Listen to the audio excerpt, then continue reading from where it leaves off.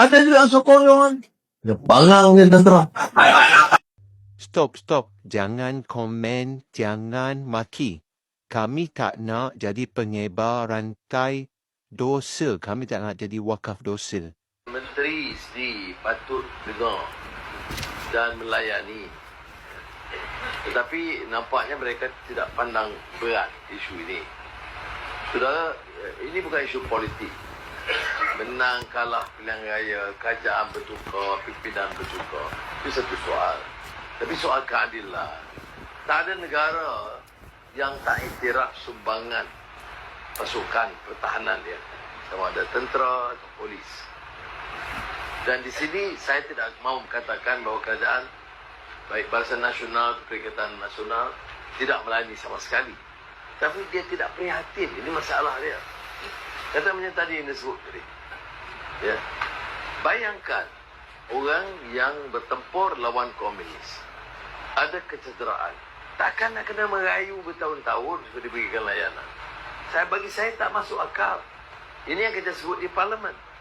Tak payah dia rayu. Orang itu terlibat dalam pertempuran dengan pasukan komunis.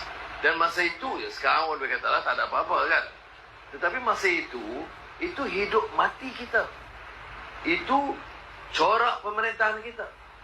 Sama ada kita kalah dalam pertempuran dengan komunis ataupun tidak.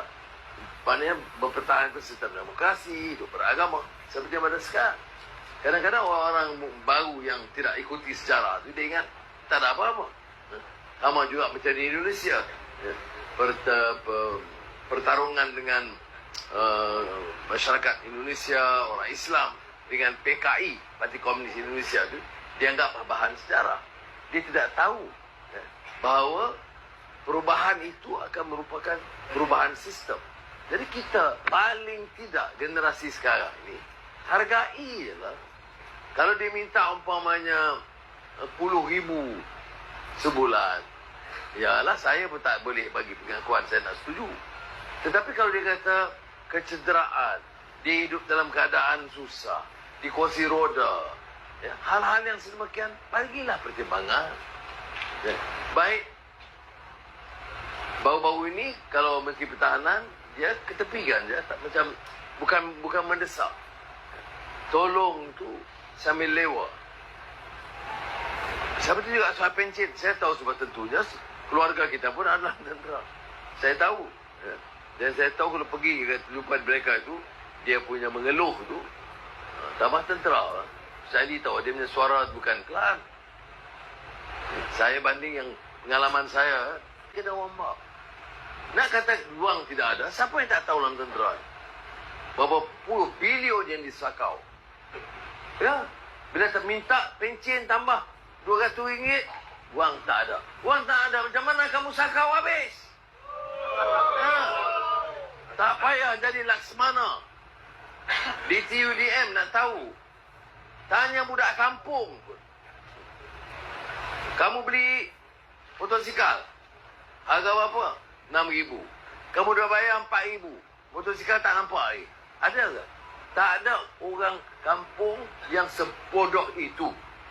Dalam kerajaan, boleh lagi bayar 6 bilion, tak nampak penatang habuk.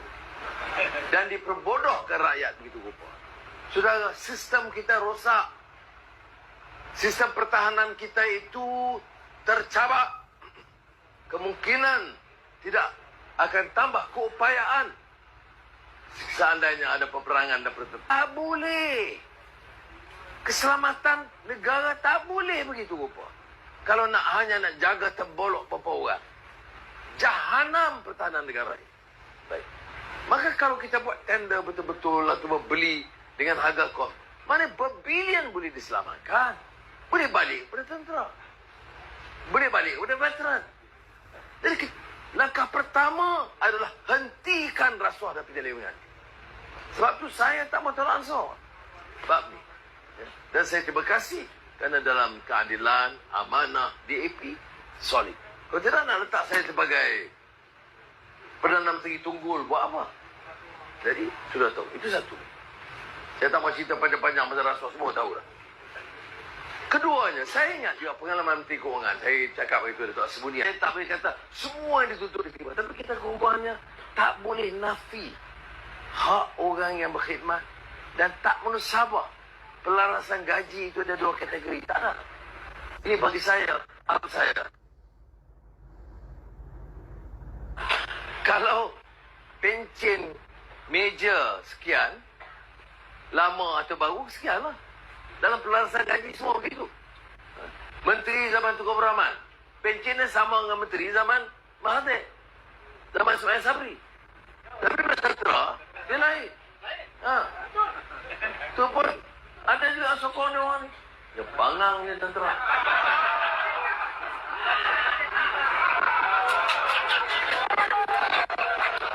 Tapi yang ni dah lah, yang ni dah.